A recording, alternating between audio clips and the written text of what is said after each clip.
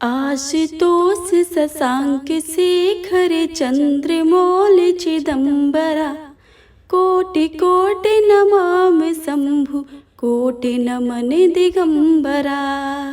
श्री शिवाय नमस्तुभ्यम। ओम नमः शिवाय। हर हर महादेव। हे प्रिय भक्तजनों, आज ज्येष्ठ मास सोमवती अमावस्या का दिन है और आप सभी रसपान करेंगे सोमवती अमावस्या की संपूर्ण व्रत कथा, साथ ही शिव चालीसा और शिव की आरती। तो आइए प्रेम भाव भक्ति से रसपान करते हैं आज की कथा का। तो एक बार प्रेम से बोलिए श्री गणेश भगवान की जय, शिव शंकर भोलेनाथ माता पार्वती की जय। अमावस्या की संपूर्ण व्रत कथा का और शिव चालीसा तथा अमावस्या और पूर्णिमा दो बहनों की कथाओं का तो आप सभी से विनम्र अनुरोध है कि कथाओं को भक्ति भाव से और प्रसन्न मन चित्त से पूरा अवश्य सुने और कमेंट बॉक्स में भगवान भोलेनाथ की जय लिखना बिल्कुल भी मत भूलिएगा। भगवान शंकर और माता पार्वती की कृपा हर घर आंगन में सुख समृद्धि और खुशहाली के रूप में बरसती रहे। सबका मंगल व कल्याण हो, यही कामना करती हूँ। अमावस्या के दिन जिस घर में अमावस्या का पाठ किया जाता है उस घर में पितृगण सदैव तृप्त रहते हैं।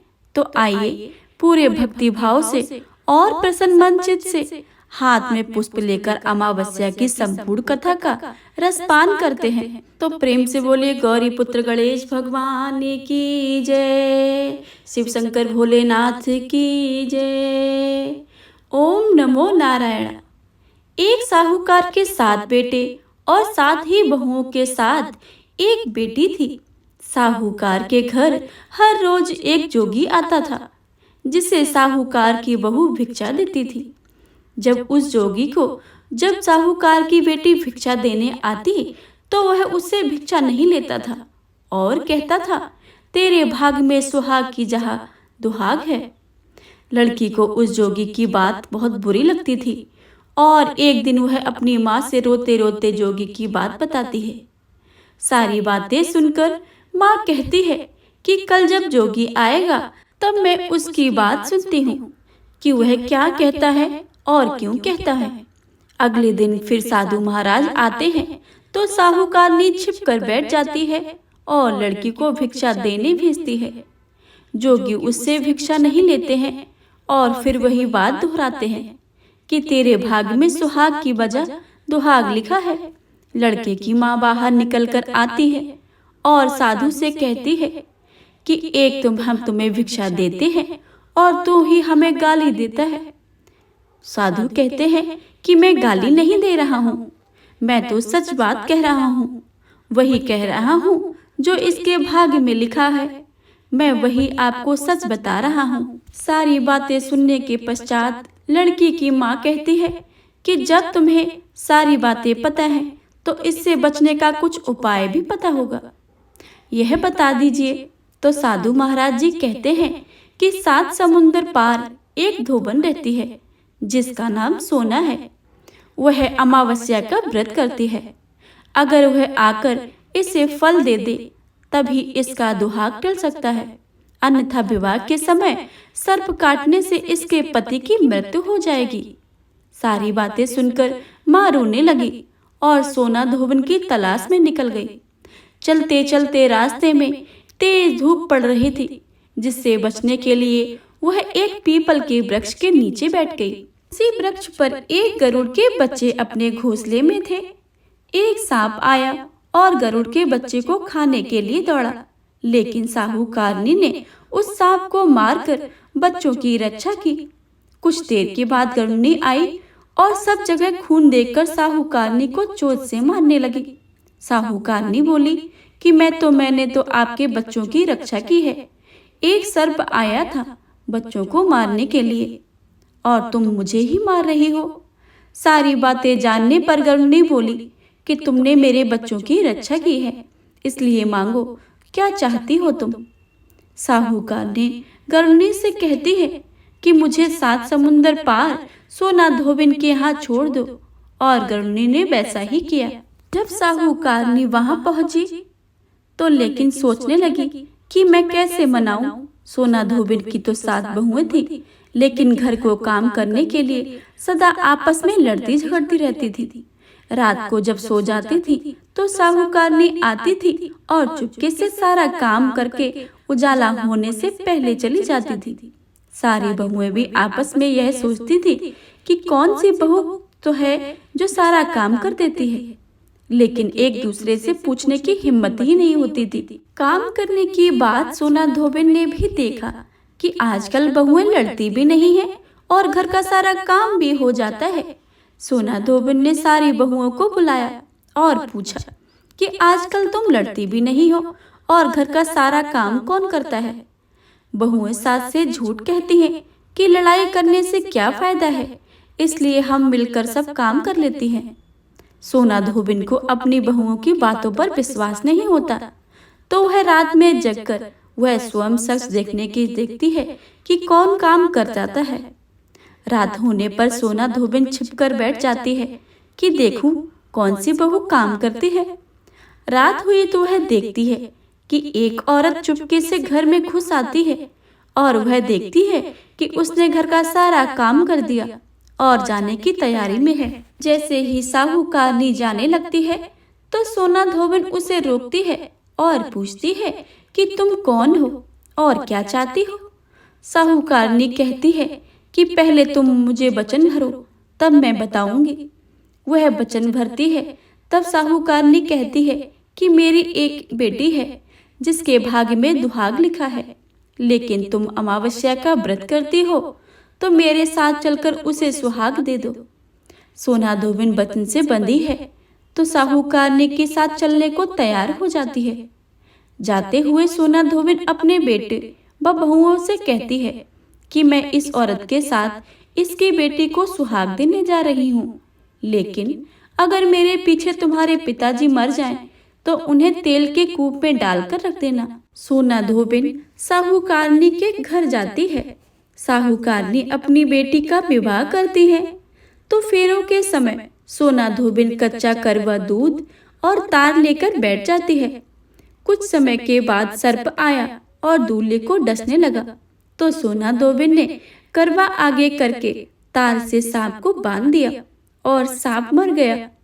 अब सोना धोबिन ने लड़की को सुहाग दिया और कहा कि जितनी अमावस्याएं मैंने की हैं उन सभी का फल साहूकारनी की इस लड़की को मिले। अब आगे जो अमावस्या मैं करूंगी उनका फल मेरे पति व मेरे बेटे को मिलेगा। जब सभी लोग अमावस्या की जय जयकार करने लगे, सोना धोबिन अपने घर वापस जाने को तैयार हुई तो साहूकारनी ने कहा कि तुमने मेरे जमाई को जीवन दान दिया है, इसलिए तुम जो चाहो वह मांग लो। सोना धोबिन बोली कि मुझे कुछ नहीं चाहिए और वह वहां से चली गई। रास्ते में चलते चलते वह फिर से अमावस्या आ गई। उसने पीपल के पेड़ के नीचे बैठकर कहानी कही, व्रत रखा और पीपल के पेड़ की 108 बार परिक्रमा की। पीपल के पेड़ की पूजा के बाद जब वह घर जाती तो देखती है कि उसका पति मरा पड़ा है। अब रास्ते में जो अमावस्या उसने की थी उसका फल अपने पति को दे दिया, जिसके प्रभाव से वह पति जीवित हो गया। सब कहने लगे कि तूने ऐसा कैसे किया जो तेरा पति जिंदा हो गया। वह कहती है कि मैंने तो ऐसा कुछ भी नहीं किया है। वह रास्ते में अमावस्या आ गई थी जिसका मैंने व्रत किया, कहानी कही और पीपल के वृक्ष की 108 बार परिक्रमा की। अब सारी नगरी में ढिंढोरा पिटवा दिया गया कि हर कोई अमावस्या की पूजा करेगा और व्रत रखेगा, कहानी कहेगा और पीपल के वृक्ष की 108 बार परिक्रमा करेगा। हे अमावस्या, जैसे आपने साहूकार की बेटी को सुहाग दिया है वैसे ही सबको देना। इस कहानी को पढ़ने, सुनने तथा हुंकार भरने वाले सब पर अपनी कृपा दृष्टि बनाए रखना। प्रेम से बोलिए अमावस्या माता की जय। मौनी अमावस्या की दूसरी कथा। एक राजा और रानी थे। उनके 2 बेटी और 2 बेटे थे। एक बेटी का नाम पूर्णिमा और दूसरी बेटी का नाम अमावस्या था। पूर्णिमा सारा घर का काम किया करती थी और भगवान की पूजा पाठ किया करती थी और गाय की सेवा भी करती थी। लेकिन अमावस्या न तो घर का काम करती थी और न ही भगवान की पूजा पाठ करती थी और न ही गौ की सेवा करती थी। फिर भी राजा और रानी अपने दोनों बेटों और अमावस्या को बहुत प्यार करते थे, लेकिन पूर्णिमा से नफरत करते थे। राजा के दोनों बेटे और बेटी धीरे धीरे बड़े हो गए। राजा ने दोनों बेटों का विवाह करवा दिया। इसके बाद रानी ने कहा कि दोनों बेटी का विवाह के योग्य हो गई हैं, तो इनके लिए भी कहीं जाकर रिश्ता तय करके विवाह करवा दो। लेकिन अमावस्या का विवाह किसी बड़े घर में करना और पूर्णिमा का विवाह किसी गरीब घर में करना, क्योंकि पूर्णिमा तो घर का सारा काम करना और भगवान की पूजा करना और गौ की सेवा करना यही पसंद है। अब रानी ने राजा को दोनों बहनों का रिश्ता तय करने के लिए भेजा, तो राजा अपने पड़ोसी राज्य के राजकुमार से अमावस्या की शादी का रिश्ता तय कर देते हैं और उसी गांव में एक गरीब बेटे से पूर्णिमा की शादी का रिश्ता तय कर देते हैं। राजा अपनी रानी को दोनों बहनों की शादी के रिश्ते के बारे में बताते हैं, तो रानी अब सोचती है कि पूर्णिमा को भगवान कैसे मदद करते हैं, क्योंकि यह पूजा पाठ बहुत करती है और गाय की सेवा भी करती है। लेकिन पूर्णिमा के भाई और भौजाई पूर्णिमा से बहुत प्यार करते थे, क्योंकि पूर्णिमा उनके घर का सारा काम में हाथ जो बटाती थी और अमावस्या उन पर अपना रौब जमाती थी।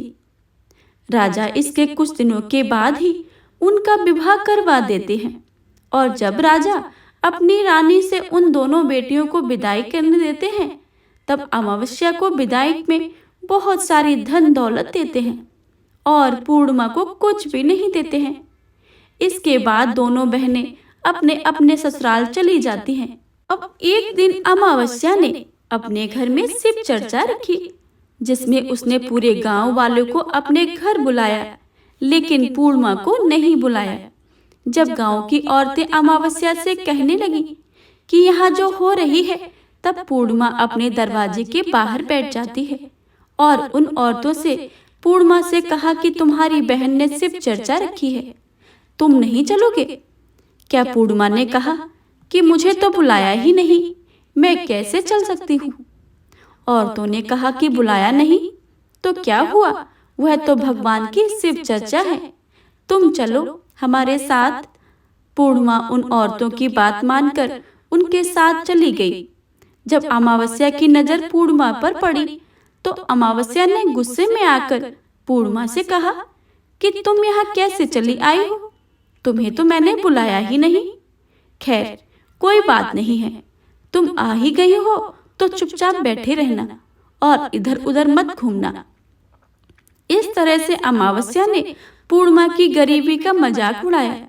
अमावस्या की बातें सुनकर पूर्णिमा की आंखों में आंसुओं की धारा बहने लगी और भगवान शिव से हाथ जोड़कर पूर्णिमा मन ही मन विनती करने लगी, हे भगवान, पूजा पाठ करना, घर का काम करना और गौ की सेवा करना यह गलत है। आखिर मेरा क्या कसूर है?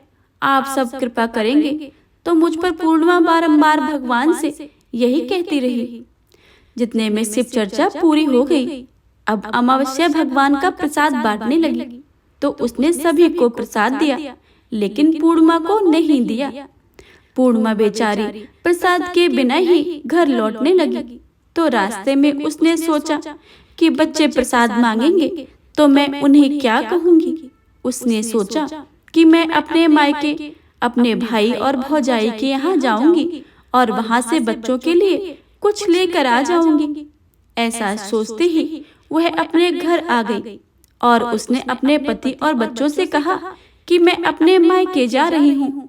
उन्होंने कहा कि ठीक है और पूर्णिमा मायके के लिए रवाना हो गई। चलते चलते एक चबूतरा आया, जिस पर तुलसी का पौधा लगा हुआ था और उस चबूतरे पर एक बूढ़ी औरत बैठी हुई थी। वह कोई नहीं था, साक्षात तुलसी माता ही थी। उस बूढ़ी औरत ने पूर्णिमा से कहा कि बेटी, तुम कौन हो और तुम कहाँ जा रही हो? तो पूर्णिमा ने अपने परिचय दिया। उस बूढ़ी औरत ने पूर्णिमा से कहा कि ये तुलसी का पौधा सूख रहा है, इसमें थोड़ा पानी डाल दो और इस चबूतरे की साफ सफाई कर दो, जिससे मुझे थोड़ी ठंडक मिलेगी। पूर्णिमा ने कहा कि ठीक है माँ जी।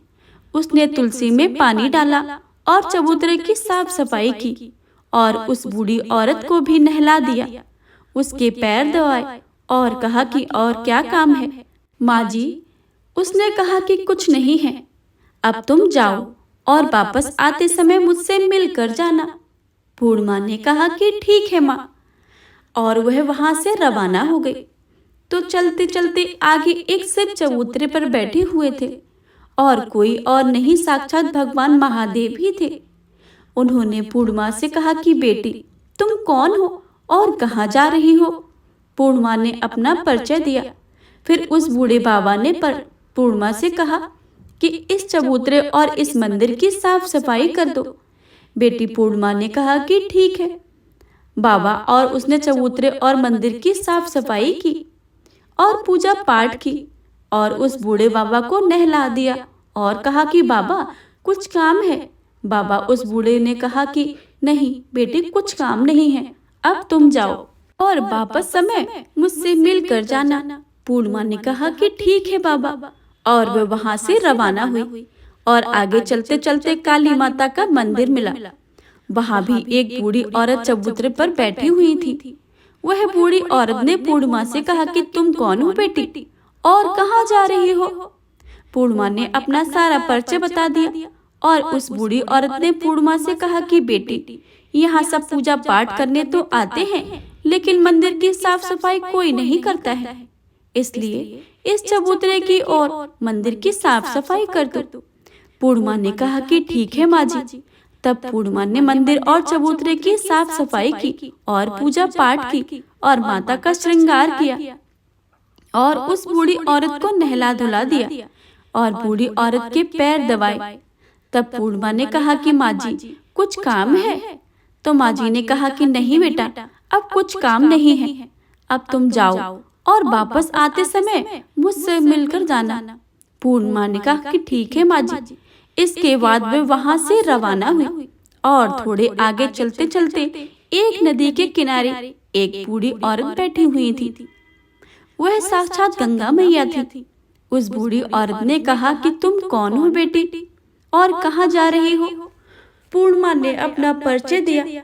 इसके बाद उस औरत ने पूर्णिमा से कहा कि इस नदी पर स्नान करने तो सब आते हैं, लेकिन यहाँ साफ सफाई करने कोई भी नहीं आता है, इसलिए तुम इस किनारे की साफ सफाई कर दो। पूर्णिमा ने कहा कि ठीक है माँ जी। पूर्णिमा ने वहाँ पर साफ सफाई की और उस बूढ़ी औरत के पैर दबाए और कहा कि माँ जी कुछ काम है।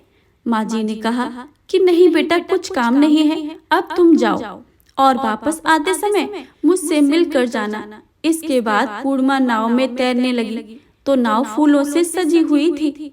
वह नाव में बैठकर नदी के दूसरे किनारे पर उतर गई। इसके बाद वह अपने पीहर के घर पहुंच गई। वहां पर पूर्णिमा के भाई भौजाई ने उसे देखा तो बहुत खुश हो गए और उन्होंने पूर्णिमा को बहुत खातिरदारी की और खूब सारी बातें करते हुए कहा कि बच्चों की कैसी हाल चाल है, बच्चों को साथ लेकर क्यों नहीं आई हो। इसके बाद सब खाना खाकर सो जाते हैं और सुबह जब पूर्णिमा ने अपने ससुराल जाने के लिए कहा तो भाइयों ने और भाभीयों ने उन्हें एक लाल साड़ी दी और एक थैले में बच्चों के लिए कपड़े और खाने पीने के कुछ सामान रख दिए और कहा कि तुम बहुत दिनों के बाद आती हो, जल्दी जल्दी आया करो। पूर्णिमा ने कहा कि ठीक है भाई। इसके बाद पूर्णिमा की भाभीयों ने पूर्णिमा को हाथ में थैला दिया और कहा कि जाओ वापस जल्दी ही आना। इसके बाद पूर्णिमा वहां से रवाना हो गई और उसी नदी के किनारे पर पहुंच गई। नाव में बैठकर नदी के दूसरे किनारे पर उतर गई। वहां पर उतरने के बाद पूर्णिमा को वह बूढ़ी माँ मिली जो साक्षात गंगा मैया थी। उस बूढ़ी माँ ने कहा कि आ गई बेटी। बेटी पूर्णिमा ने कहा कि हाँ माँ जी, मैं आ गई हूँ। उस बूढ़ी माँ ने पूर्णिमा को एक थैला दिया और कहा कि इसे तुम अपने घर जाकर ही खोलना। पूर्णिमा ने कहा कि ठीक है माँ जी। अब पूर्णिमा वापस आ गई और पूर्णिमा के पास 2 थैले हो गए थे। उन्हें लेकर वह वहां से रवाना हुई। पूर्णिमा जब आगे चली तो वही काली माता का मंदिर आया और वहां भी काली माता के रूप में बूढ़ी माँ बैठी हुई थी। उसने कहा कि बेटी, पूर्णिमा ने कहा कि हाँ माँ जी, मैं आ गई हूँ। तो काली माँ ने एक थैला दिया और कहा कि इसे घर जाकर ही खोलना। पूर्णिमा ने कहा कि ठीक है माँ जी। और जब पूर्णिमा के पास 3 थैले हो गए थे, पूर्णिमा ने एक थैला सिर पर लिया, एक एक हाथ में ले लिया और वहां से रवाना हो गई। और आगे चली तो आगे वही भगवान शिव का मंदिर आया। वहां पर भगवान शिव बूढ़े बाबा के रूप में बैठे हुए थे। उन्होंने कहा कि बेटी आ गई? तो पूर्णिमा ने कहा कि हाँ बाबा, मैं आ गई हूँ। उस बूढ़े बाबा ने भी एक पूर्णिमा को थैला दिया और कहा कि इसे अपने घर में जाकर ही खोलना। पूर्णिमा ने कहा कि ठीक है बाबा। अब पूर्णिमा के पास 4 थैले हो गए थे। अब भला वो अकेली 4 थैलों को कैसे ले सकती थी, इसलिए पुरानी साड़ी निकाली और उन थैलों को साड़ी में इकट्ठे बांधकर जब पूर्णिमा ने सिर पर रख लिया। पूर्णिमा कुछ आगे चलती है तो वहां तुलसी माता बूढ़ी औरत के रूप में बैठी हुई थी। माता ने कहा कि पूर्णिमा आ गई हो? तो पूर्णिमा ने कहा कि हाँ माँ जी, मैं आ गई हूँ। तुलसी माता ने भी पूर्णिमा को एक थैला दिया और कहा कि इसे घर जाकर ही खोलना। पूर्णिमा ने कहा कि ठीक है माँ जी। अब पूर्णिमा के पास 5 थैले हो गए थे। पूर्णिमा वहां से रवाना हुई और सीधे अपने घर आ गई। पूर्णिमा ने थैले को नीचे रखा और सबसे पहले अपने मायके का थैला खोलकर देखने लगी तो उसमें बच्चों के लिए अच्छे अच्छे कपड़े और बच्चों के खाने पीने की चीजें थी और कुछ गहने भी थे। पूर्णिमा ने अपने बच्चों को नए नए कपड़े दिए और खाने पीने की चीजें दी। बच्चे बहुत खुश हुए और पूर्णिमा ने दूसरा थैला खोला तो जो उसे गंगा माँ ने दिया था, उसने सोना और चांदी भरा हुआ था। अब पूर्णिमा ने तीसरा थैला खोला जो उसे काली माता ने दिया था। उसमें 16 श्रृंगार की सामग्री भरी हुई थी। अब पूर्णिमा ने चौथा थैला खोला जो उन्होंने भगवान शिव ने उसे दिया था। उसमें धन संपत्ति और सारी खुशियां भरी हुई थी। अब पूर्णिमा ने 5वां थैला खोला जो उसमें तुलसी माता ने दिया था। उसमें 7 प्रकार के आटा, दाल, चावल, धान भरे हुए थे। अब तो पूर्णिमा के घर में किसी बात की कोई कमी नहीं थी। धन धान से भरपूर पूर्णिमा मन में विचार करने लगी, क्यों ना अपने घर में शिव चर्चा करवाई जाए और शिव चर्चा का कार्यक्रम रखा जाए। पूर्णिमा ने गांव में सभी को बुलाया और अपनी बहन को भी घर बुलाया। अपनी बहन को बुलाने के लिए अब अमावस्या अपनी बहन के घर पहुंची। शिव चर्चा में आई तो उसने देखा कि पूर्णिमा के घर में किसी चीज की कोई कमी नहीं थी। इतनी धन दौलत देखकर अमावस्या आश्चर्यचकित रह गई और उसने पूर्णिमा से कहा कि तुम्हारे घर में इतनी धन दौलत कैसे आई है। पूर्णिमा ने कहा कि देखो बहन, तुमने शिव चर्चा रखी हुई थी, उसमें मुझे नहीं बुलाया तो मैं भी बिन बुलाए चली आई हूँ तुम्हारे घर, और तुमने भगवान का प्रसाद तक मुझे नहीं दिया और तुमने मेरी गरीबी का मजाक भी उड़ाया। उसके बाद मैं जब अपने घर आ रही थी तो रास्ते में मेरे मन में विचार आया कि घर में बच्चों के लिए प्रसाद मांगेंगे तो मैं उन्हें क्या दूंगी। इसलिए मैंने सोचा कि मैं अपने मायके चली जाऊं और मैं अपने मायके चली गई और जो कुछ भी घटना हुई थी वह सब अमावस्या को बता दी। अब अमावस्या ने कहा कि तुम मुझे प्रसाद मत दो और मुझे डांटो, लेकिन पूर्णिमा ने कहा यह तो भगवान का प्रसाद है, मैं तो सबको दूंगी और तुम्हें भी दूंगी। फिर अमावस्या ने प्रसाद नहीं लिया और सीधे अपने घर चली गई। घर जाकर अपने बच्चों से कहकर वह अपने मायके जाने के लिए रवाना हो गई। चलते चलते रास्ते में वही तुलसी माता मिली जो चबूतरे पर बूढ़ी माता का रूप धारण करके बैठी हुई थी। उस बूढ़ी माँ ने अमावस्या कहा कि बेटी तुम कौन हो और कहाँ जा रही हो? यह तुलसी का पौधा सूख रहा है, इसमें पानी डाल दो और इस चबूतरे की साफ सफाई कर दो। इस पर अमावस्या ने कहा कि बुढ़िया, तुझे दिखाई नहीं देता मैंने कितनी महंगी साड़ी पहनी हुई है, यह गंदी हो जाएगी। ऐसा कहकर वह आगे चली गई तो भगवान शिव का मंदिर आया। उन्होंने ऐसा कहा कि उसके बाद वह आगे चली तो माल काली माता का मंदिर आया। उसने ऐसे ही कह दिया। उसने के बाद आगे चली तो गंगा मैया मिली। गंगा मैया को भी उसने ऐसे ही कह दिया। इसके बाद वह नाव में बैठने लगी तो नाव फूलों की जगह कांटे ही थे जो उसके पैरों में चुभ गए और वह दूसरे किनारे पर उतरकर वह अपने मायके चली गई। जब वह वहां पर पहुंची तो उनके भाइयों ने और भौजाइयों ने उन्हें देखा तो वे आपस में धीरे धीरे से बोली कि काम की न काज की, 2.5 सेर अनाज की। ये भला कहाँ से आ गई? अब तो आ गई है तो ठीक है। पूर्णिमा तो अपने काम में हाथ बटाती थी, यह तो घर का कोई काम नहीं करती थी। उन्होंने खाना बनाया और खा पी कर सब सो गए।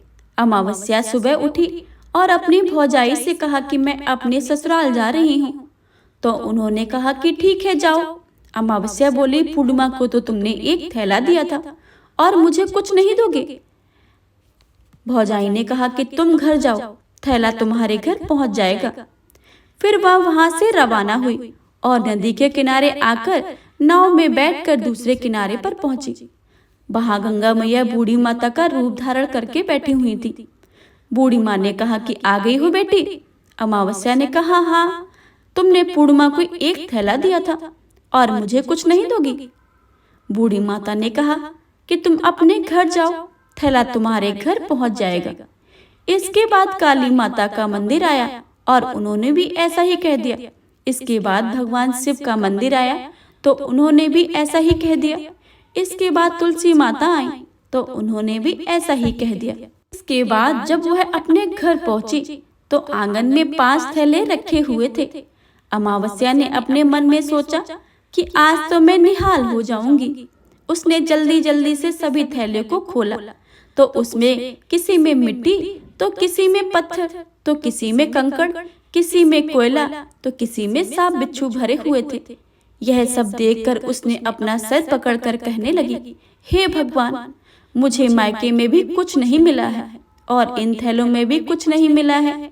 इसके बाद अमावस्या दौड़ती हुई अपनी बहन पूर्णिमा के घर जाती है और पूर्णिमा से कहती है, मुझे तो कुछ भी नहीं मिला है, तुम्हें तो इतना सब कुछ मिला है, आखिर ऐसा क्यों? तो पूर्णिमा ने कहा कि मैं जब अपने मायके जाती हूँ तो मैं अपने भौजाई के साथ मिलकर सारा काम करती हूँ और तुमने कभी उनकी इज्जत नहीं की, इसलिए तुम्हें वो भला क्या देती। और इसके बाद तुमने गंगा माँ को भी ठुकरा दिया और काली माँ को भी ठुकरा दिया और भगवान शिव को भी ठुकरा दिया, तुलसी माता को भी ठुकरा दिया, इसलिए उन्होंने तुम्हें कुछ भी नहीं दिया।